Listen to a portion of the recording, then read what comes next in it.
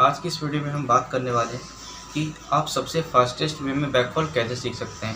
साथ ही साथ हम बात करेंगे इसकी इम्पोर्टेंस की कि पेन स्पिनिंग में इसकी क्या इम्पोर्टेंस है, ये ट्रिक आपके लिए सीखना ज़रूरी है कि नहीं, आप इसको स्किप कर सकते हो कि नहीं। तो स्टार्ट करते हैं आज की इस वीडियो को। तो गाइस, सबसे पहले इंट्रोडक्शन की बात करते हैं कि आखिर बैकफॉल है क्या। बैकफॉल एक ऐसी ट्रिक है जिसके अंदर में सारे के बैकग्राउंड एक साथ होते हैं एक कॉम्बो में।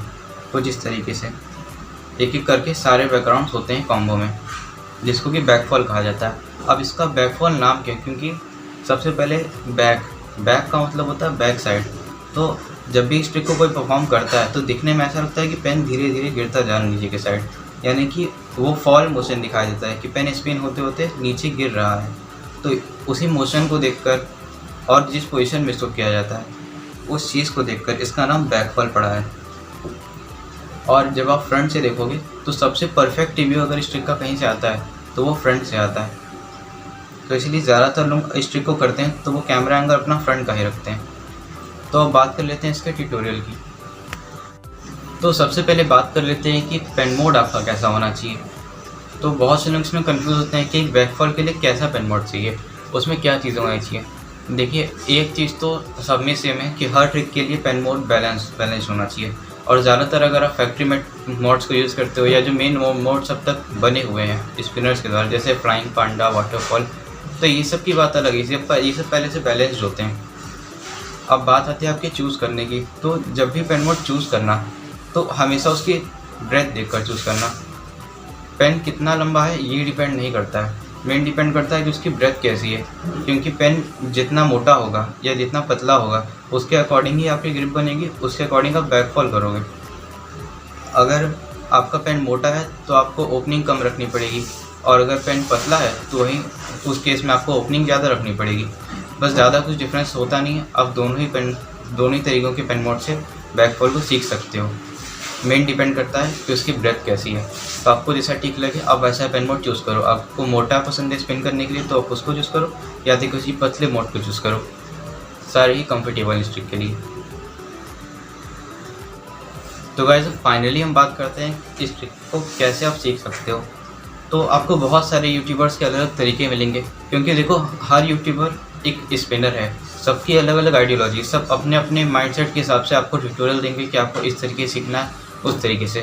तो अब आपके ऊपर डिपेंड करता है कि आप कौन सा तरीका चूज़ करते हो। एक तरीका है जो बहुत ही ज़्यादा कॉमन है कि पहले सारे बैकग्राउंड्स को सीखो, उसके बाद उनको कॉम्बो में लाने का ट्राई करो, उसके बाद बैकफॉल कंप्लीट हो जाएगा।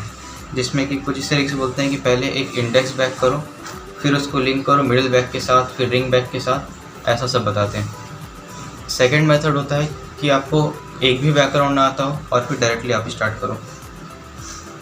तो एक बात ध्यान में रख लो कि जब तक आपको कोई भी बैकग्राउंड नहीं आता है तो ये ट्रिक बहुत ज़्यादा डिफिकल्ट है। क्योंकि आप किसी भी स्पिनर से पूछो, ये ट्रिक सबसे ज़्यादा टाइम कंज्यूमिंग ट्रिक में से एक है, यानी सबसे ज़्यादा टाइम इसमें लगता है। ऐसा क्यों है?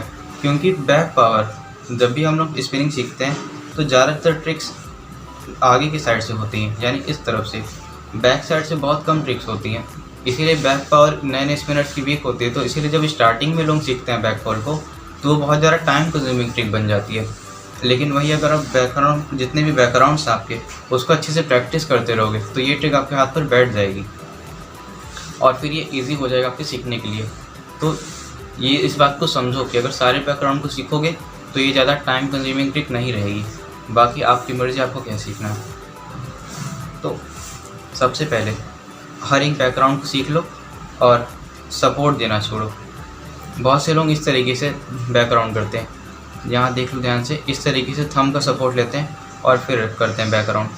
तो इस सपोर्ट को लेना छोड़ो, क्योंकि बैक पावर तभी इंक्रीज़ होगी जब आपका सपोर्ट हटेगा थंब का।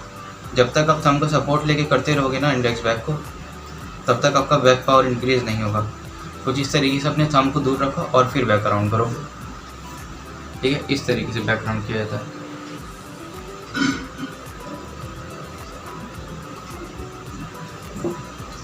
इस तरीके से आपको सबसे पहले आराम से इस मूवमेंट को क्रिएट करना सीखना होगा। तो पहला चीज़ क्या जाना कि आपको थंब का सपोर्ट हटाना है। ठीक है, तो आप नॉर्मली कैसे बैकग्राउंड करते थे, कुछ इस तरीके से। ठीक है, और एक और चीज़, बहुत से लोग बैकग्राउंड ऐसे करते हैं ना कि हाथ को नीचे की साइड कर देते हैं, आपको हाथ को ज़्यादा नीचे नहीं करना है। अब देखो एक स्टेप है, अब जैसे सीढ़ी चढ़ते हो ना, उस तरीके से स्टेप में एंगल चेंज होता जाएगा हाथ का। तो पहले स्पिन में एंगल कुछ ऐसा हो जाता है, हल्का चेंज हुआ, फिर एंगल चेंज हुआ, फिर से चेंज हुआ, और आखिरी में एक और बार चेंज होता है, ठीक है। और हल्का हल्का ये एंगल शिफ्ट होता जाता है। तो आप जिसका भी देखोगे सबका अलग अलग होता है। अब यहाँ पर अगर आपका मान लो कि आप इंडेक्स बैक करते हो और तभी इतना ज़्यादा पाम डाउन पोजीशन में चले गए, तो भूल जाओ कि फिर आगे बैकफॉल कंप्लीट होगा। तो सबसे पहले अगर आप परफेक्ट बैकफॉल करना चाहते हो तो हाथ को थोड़ा सा हल्का सा, मतलब ऑलमोस्ट आप पाम अप पोजीशन में रखो। इस तरीके से बहुत कम करते हैं, पाम अप पोजीशन में। तो इसके बाद जब आप वो करोगे इंडेक्स बैक, तो देखो अब ये ना तो पाम डाउन पोजीशन में है, यानी कि ना तो ये पूरा नीचे है ना तो ऊपर है, हाफ वेज में है। अब यहाँ पे जब आप मिडल करोगे तब ये डायगोनली चला जाएगा इस एंगल में। और फिर रिंग बैक करके जब आखिरी में पिंकी बैक करोगे तो पूरा हाथ का एंगल चेंज हो जाएगा। ये चीज़ होती है। तो पहले आपको एंगल को भी समझना होगा। जब एक एक करके सारी चीज़ों को समझोगे तो फिर ट्रिक आसानी से होगी, ठीक है। पहली चीज़ क्या सीखी कि आपको सारे बैकग्राउंड्स को सीखना है। दूसरी चीज़ थंब का सपोर्ट हटाना है। और थर्ड एंड लास्ट चीज़ हमने सीखी एंगल्स को, कि आपको एंगल क्या क्या रखना है, ठीक है। एक बार फिर से रिपीट कर लेते हैं। इंडेक्स जब आप करोगे तो ऑलमोस्ट पाम अप पोजीशन में रहेगा, उसको एंड करोगे तो उसके बाद मिडिल फिंगर में आएगा, और मिडिल फिंगर में हाथ ना तो पाम अप पोजीशन में रहेगा ना पाम डाउन पोजीशन में रहेगा, ठीक है। और फिर जब इतना कर लोगे तो इस तरीके से डायगोनली चला जाएगा। और फिर लास्ट में जब पिंकी करोगे तो पूरा ही हाथ टर्न होके इस तरीके से आ जाएगा। तो अब ध्यान से हाथ को देख लो, जब पिंकी को आप यूज़ करोगे तो पूरा ही हाथ डाउन पोजीशन में चला जाता है, और इससे एक व्यू भी बहुत अच्छा आता है। तो गाइस ये कुछ ज़रूरी पॉइंट्स थे जो आपको पता होने चाहिए। एंगल क्या रखना है, आपको थंब का सपोर्ट देना है कि नहीं देना है। तो ये सब बाकी की चीज़ें, ये सारी मेन ज़रूरी पॉइंट्स थे जो आपको पहले पता होने चाहिए, ठीक है। तो प्रैक्टिस कैसे करनी है इसकी, देखो आपको फिंगर पास पहले सीख लेना है, ठीक है। फिंगर पास कुछ इस तरीके से होता है, तो फिंगर पास सीख लो। उसके बाद आप इस तरीके से अपना बैकफॉल क्रिएट कर सकते हो। तो सबसे पहले ये देख लो कि आपको पेन को होल्ड कैसे करना है। हमेशा जब भी कोई भी बैकग्राउंड करोगे तो बिगर पार्ट ऊपर की साइड रहेगा, ये आपने हर जगह देखा है। लेकिन बैकफॉल में ये चीज़ थोड़ी सी डिफरेंट होती है। अगर आप जब बिगर पार्ट को ऊपर रखोगे, ठीक है, और स्मॉलर पार्ट को नीचे रखोगे, यानी बड़े हिस्से को ऊपर छोटे हिस्से को नीचे, तो यहाँ पर एक प्रॉब्लम क्रिएट हो जाएगी। पता है क्या, जब आप पहला बैकग्राउंड करोगे तो पेन पता है बाहर की तरफ भागेगा बहुत ज़्यादा, और फिर जब अगला करोगे तो भी बाहर की तरफ भागेगा। ऐसे करते करते बाहर की तरफ पेन जाता जाएगा। यानी कि आप यहाँ होल्ड करके अगर वो एक बैकफॉल क्रिएट करोगे तो पेन इतना ज़्यादा बाहर की साइड भागेगा ना कि आगे तक जाते जाते कुछ इस तरीके की सिचुएशन आ जाएगी। इस तरह की सिचुएशन आ जाएगी, या तो पेन आपका ड्रॉप हो जाएगा। तो सबसे पहले एक परफेक्ट ग्रिप आपको बनानी है, आपको सेंटर के बगल से बनानी है, ठीक है। बैकफॉल करने के लिए सेंटर के थोड़ा सा बगल से बनानी है, ना कि यहाँ से। बहुत लोग ये मिस्टेक करते हैं। तो यहाँ से ग्रिप बनानी है, ठीक है। इसके बाद पहला बैकग्राउंड करो। अब देखो बैकग्राउंड करने के बाद कुछ इस तरह का होल्ड आया, तो यहाँ पे फिंगर पास में आपको याद होगा कुछ इस तरीके से पास किया जाता है। पास कर दो पेन को।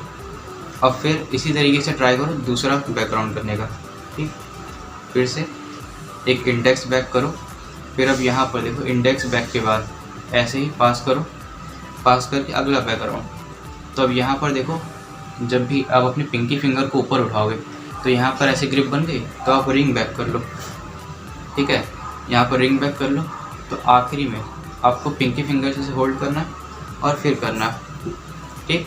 तो इस चीज़ को समझो कि आपको एक बैकग्राउंड करना है, बैकग्राउंड पास, फिर बैकग्राउंड फिर पास, फिर बैकग्राउंड फिर पास, ठीक है। इंडेक्स बैक पास, फिर इंडेक्स बैक पास, रिंग बैक और फिर पिंकी बैक आखिरी में, ठीक। अब एक बार इसको आराम से देख लो। इंडेक्स बैक करना है, फिर मिडल को राइज करो, ठीक। और फिर यहाँ अब देखो, यहाँ जो मिडल फिंगर से आप बैकग्राउंड करोगे ना, तो इसमें सिर्फ मिडल का ही सपोर्ट नहीं रहेगा, साथ ही में रिंग फिंगर का भी रहेगा। जब भी हम लोग नॉर्मल बैकग्राउंड करते हैं तो इसमें 2 फिंगर के सपोर्ट से ही किया जाता है मैक्सिमम टाइम पे। लेकिन जब बैकफॉल करते हैं ना तो इस तरीके से 3 फिंगर का ग्रिप बनता है, जिसको नॉर्मली लोग 1 2 3 पोजीशन भी कहते हैं। 1 2 3 में होल्ड करना, क्योंकि इसको 1 कहते हैं, इसको 2 कहते हैं, इसको 3 कहते हैं, तो इसको 1 2 3 पोजीशन भी कहा जाता है, कुछ इस तरीके से। ठीक है, तो इसी तरीके से यहाँ पे इंडेक्स पहले करोगे, उसके बाद मिडल में कुछ इस तरह का पोजीशन रहेगा, फिर उसके बाद रिंग फिंगर में ऐसा पोजीशन रहेगा, और फिर पिंकी में ऐसा पोजीशन। तो पहले आराम से बनाओ, एक बैक अराउंड करो, फिर पास करो दूसरे फिंगर पे, फिर बैक अराउंड करो, फिर पास करो, और इस तरीके से प्रैक्टिस करते जाओ। ठीक है, अब देखो आपको ना एक माइंडसेट बना लेना है कि आप कितना फिंगर को ओपन कर रहे हो।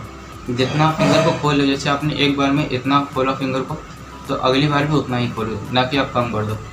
ठीक है, जैसे कि आपको मेरी फिंगर्स को देखो, इतना ओपन करने पे आराम से ये 2 बैकग्राउंड हो जा रहे हैं। तो फिर जब मैं अगली बार प्रैक्टिस करूँगा तो भी इनको इतना ही ओपन करूँगा।